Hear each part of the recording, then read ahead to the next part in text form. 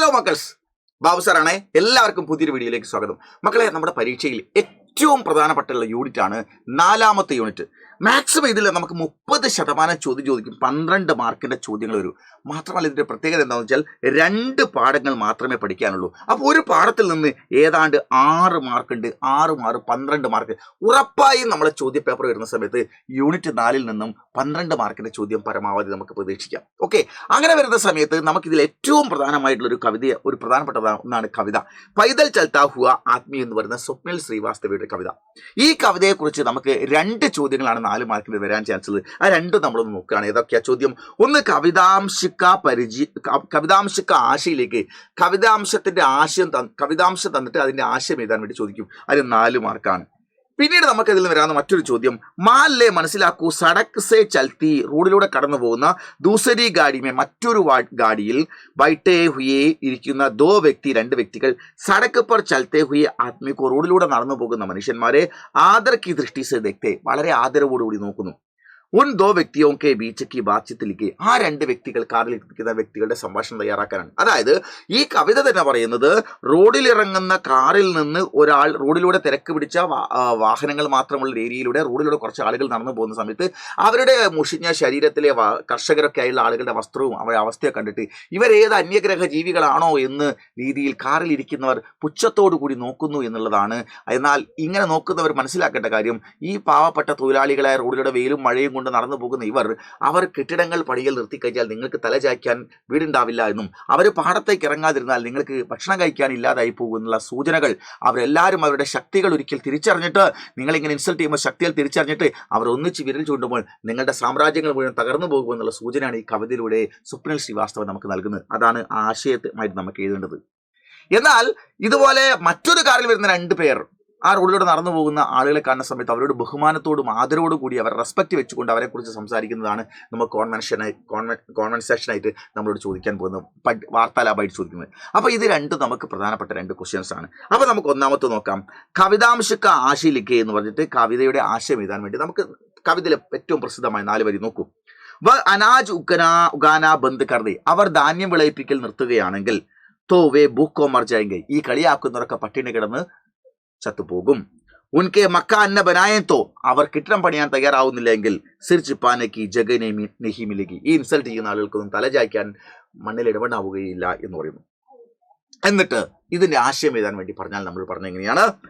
യേ പങ്ക്തിയാം, ഈ വരികൾ ഹിന്ദിയിലെ ആധുനിക കാൽക്കെ കവി, ഏറ്റവും ലേറ്റസ്റ്റ് ആയിട്ടുള്ള കവി സ്വപ്നിൽ ശ്രീവാസ്തവ കി കവിത, സ്വപ്നിൽ ശ്രീവാസ്തവയുടെ കവിതയായ പൈതൽ ചൽത്താ ഹുവ ആത്മീ സേ ലിയാ ഗയാ ഹെ, കാൽനടയായി പോകുന്ന മനുഷ്യൻ എന്ന കവിതയിൽ നിന്നെടുത്തതാണ്. ഇസ് കവിതാമേ കവി, ഈ കവിതയിലൂടെ കവി ഗരീബ് കിസാനവും പാവപ്പെട്ട കർഷകരുടെയും ഓർ മസ്ദൂരവും തൊഴിലാളികളെയും ജൈസെ പോലുള്ള ആം ജനതാക്കി, സാധാരണക്കാരെ ആളുകളുടെ ബാത്ത് കത്തി, കാര്യമാണ് ഈ കവിതയിലൂടെ അവതരിപ്പിക്കപ്പെടുന്നത്.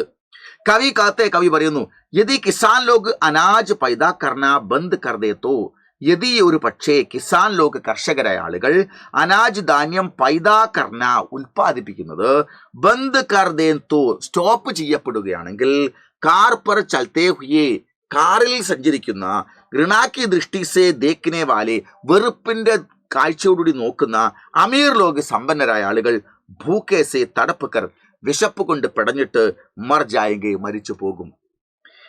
യേ അമീർ, ഈ സമ്പന്നർ ഖേത്തി കർണ നിഹി ജാൻതെ, കൃഷി ചെയ്യാൻ അറിയാത്തവരാണ്. ഉനെ അന്ന് ഖിലാനെ കിലെ, അവരെ ആഹാരം കഴിപ്പിക്കാൻ കിസാൻ ചാഹിയെ, കർഷകർ തന്നെ വേണം. വൈസെ, അതുപോലെ ഹി തന്നെ അമീരോങ്കോ, സമ്പന്നരായ ആളുകൾക്ക് അലീഷാൻ മക്കാൻ, അലീഷാൻ എന്ന് പറഞ്ഞാൽ മനോഹരമായ, അലീഷാൻ ആഡംബരമായ എന്നർത്ഥം, ആഡംബരമായ മക്കാൻ ബനാനേക്കിലെ, കെട്ടിടം പണിയാൻ വേണ്ടി മസ്ദൂറോക്കി, തൊഴിലാളികളുടെ ജറൂറത്ത് ഹൊത്തിയെ, അത്യാവശ്യതയുണ്ട്. ജറൂറത്ത് ഹൊത്തിയെ എന്ന് പറഞ്ഞാൽ ആവശ്യമായി വരുന്നു. യദി മസ്ദൂർ ലോഗ്, ഒരു പക്ഷേ തൊഴിലാളികളെ ആളുകൾ മക്കാൻ നെഹി ബനായത്തോ, കെട്ടിടം പണിയിൽ നിർത്തുകയാണെങ്കിൽ അമീർ ബേഗർ ഹോ ജായകെ, സമ്പന്നർക്കൊന്നും വീടുകളില്ലാതെ പോകും. യഹാം കവി സടക്ക് പർ, ഇവരുടെ കവി റോഡിലൂടെ പൈതൽ ചൽത്തേ ഹുയെ, കാൽനടയായി പോകുന്ന, പൈതൽ ചൽത്തേ ജാനേ വാലെ, കാൽനടയായി പോയിക്കൊണ്ടിരിക്കുന്ന ഗരീബോങ്കി, പാവങ്ങളുടെ ശക്തിക്ക് ഓർ, ശക്തിയിലേക്ക് ഇഷാരാക്കിയാഹെ, അവരുടെ ശക്തിയിലേക്കാണ് വിരൽ ചൂണ്ടുന്നത്. ഈ ലോകം ഇത്ര സുന്ദരമായും ഇത്ര ഗംഭീരമായും നിലനിൽക്കുന്ന എല്ലാം കാരണം ഇവരുടെ ശക്തിയാണ്, അവരിലേക്ക് വിരൽ ചൂണ്ടുന്നു. വേ ഏക് ദിൻ അവരെല്ലാം ഒരു ദിവസം ഹോഷ് മേ ആ ജായന്തോ ബോധത്തിലേക്ക് വരികയാണെങ്കിൽ, അവരെല്ലാം അവരുടെ ശക്തി ഒരിക്കൽ തിരിച്ചറിയുകയാണെങ്കിൽ അമീരോ കെ സാമ്രാജ്യ ടഗ് ജായിക, ഈ അമീരോ കെ ഈ പണക്കാരുടെ സമ്പന്മാരുടെ സാമ്രാജ്യം മുഴുവൻ ഇല്ലാതായി പോകും. എന്ന് പറഞ്ഞാൽ ദുർബലരെല്ലാവരും കൂടെ ഒരു ദിവസം തങ്ങളുടെ ശക്തി തിരിച്ചറിഞ്ഞിട്ട് ഉള്ളവന്റെ ആജ്ഞാശക്തിക്ക് നേരെ വിരൽ ചൂണ്ടുമ്പോൾ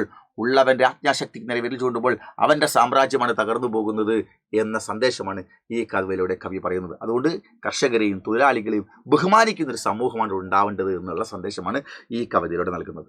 ഓക്കെ, 4 മാർക്കിന്റെ ചോദ്യമാണത്. ഇനി ഈ കവിതയിൽ വേറൊരു ചോദ്യം വരുന്നത് ഇങ്ങനെയാണ്. മാൻലെ മനസ്സിലാക്കൂ സടക്ക് സേ ചൽത്തി ദൂസരി ഗാഡിമേ.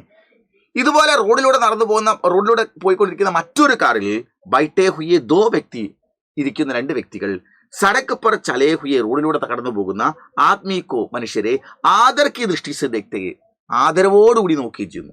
കാറിൽ തന്നെയാണ് പോകുന്നത്. ഉൻ ദോ വ്യക്തിയോ കെ ബീച്ചക്ക് ആ 2 വ്യക്തികളുടെ ഇടയിലുള്ള ബാത്ചിത്ത് സംഭാഷണത്തിലേക്ക് എഴുതാനാണ് നമ്മളോട് പറയുന്നത്. അങ്ങനെ ചോദിച്ചാൽ നമുക്ക് ഇത് 4 മാർക്കാണ്. എങ്ങനെ എഴുതാം നോക്കൂ. ഒന്നാമത്തെ വ്യക്തി അവരുടെ പേരൊന്നും പറയുന്നില്ല. ദേക്കോ യാർ നോക്കടോ, യാർ എടോ സുഹൃത്തെ എന്നർത്ഥാണ്. ഏക്ക് കിസാൻ ഒരു കർഷകനെ കണ്ടോ നീ. രണ്ടാമത്തെ വ്യക്തി ഇതോ കിസാൻ നഹി ഹെ യാർ അവരെ കർഷകൻ എന്ന് വിളിക്കില്ല. വ അന്നദാതാഹെ അത് നമ്മുടെ അന്നദാതാക്കളാണ്. അപ്പൊ ഒന്നാമത്തെ വ്യക്തി സഹി കഹ തുമ്നെ കറക്റ്റാണ് നീ പറഞ്ഞത്. ഓക്കെ, ആദ്യം കർഷകൻ എന്ന് പറഞ്ഞപ്പോൾ ബഹുമാനത്തോടെയാണ് പറഞ്ഞത്. മറ്റവൻ കുറെ കൂടി മൂല്യവത്തായ വാക്കുകൾ ഉപയോഗിച്ചു. അവർ നമ്മുടെ അന്നദാതാക്കളാണ്. അപ്പോൾ പറഞ്ഞു നീ പറഞ്ഞത് കറക്റ്റാണ്. രണ്ടാമത്തെ വ്യക്തി പറഞ്ഞു വ ഹമേം അവർ നമുക്ക് അന്ന ഖിലാത്ത ഹെന അവരല്ലേ നമ്മളെ അന്നം കഴിപ്പിക്കുന്നത്, ആഹാരം കഴിപ്പിക്കുന്നത്. ഒന്നാമത്തെ വ്യക്തി ധൂപ് ഹോ വെയിലാവട്ടെ, യാ അല്ലെങ്കിൽ വർഷ ഹോ മഴയാവട്ടെ, വ ഖേത്മേ അവർ പാടത്ത്, കാം കർത്തായെ അവർ ജോലി ചെയ്തുകൊണ്ടേയിരിക്കുന്നു. അപ്പോ രണ്ടാമത്തെ വ്യക്തി അറിയാം ബേച്ചാര പാവങ്ങൾ, ഉസ്കാ കപ്പട ദേക്കോ അയാളുടെ കപ്പട വസ്ത്രമൊന്ന് നോക്കൂ. ഒന്നാമത്തെ വ്യക്തി മിട്ടി സേ സനാഹുയെ മണ്ണ് പുരണ്ട് കിടക്കുകയാണ്, മണ്ണ് പിടിച്ചു കിടക്കുകയാണ്. അപ്പോ രണ്ടാമത്തെ വ്യക്തി ഏകദം ആ മനുഷ്യനാട്ടെ പൂർണ്ണമായും ദുബലാബിഹേ ദുർബലനുമാണ്. ആ മനുഷ്യനെ എഴുന്നേറ്റ് നിൽക്കാൻ പോലും ആവുന്നില്ല എന്നർത്ഥം. അപ്പൊ ഒന്നാമത്തെ വ്യക്തി പറയാ യഹി ഹേ ഹമാരെ ദേശ്, ഇതാണ് നമ്മുടെ രാജ്യത്തെ അന്നദാതാവും കി ഹാലത്ത്, നമ്മുടെ രാജ്യത്ത് നമ്മളെയൊക്കെ തീറ്റിപ്പോറ്റുന്ന അന്നദാതാക്കളായ കർഷകരുടെ അവസ്ഥ എങ്ങനെയാണ്. നമ്മളിങ്ങനെ ഗമയിൽ കാറിലൊക്കെ നടക്കുന്നു, അവരെ സംബന്ധിച്ചോളം എഴുന്നേറ്റ് നിൽക്കാൻ പറ്റാത്ത അവസ്ഥയാണ്. രണ്ടാമത്തെ വ്യക്തി ബേച്ചാര പാവങ്ങൾ, അവരോട് ബഹുമാനത്തോടുകൂടി ആദരവോടുകൂടി 2 വ്യക്തികൾ സംസാരിച്ചതാണത്. ഈ ക്വസ്റ്റ്യൻ ആൻസറും വളരെ ഇമ്പോർട്ടൻ്റ് ആണ്, നമ്മൾ പഠിച്ചിരിക്കുക തന്നെയാണ്. Okay, by.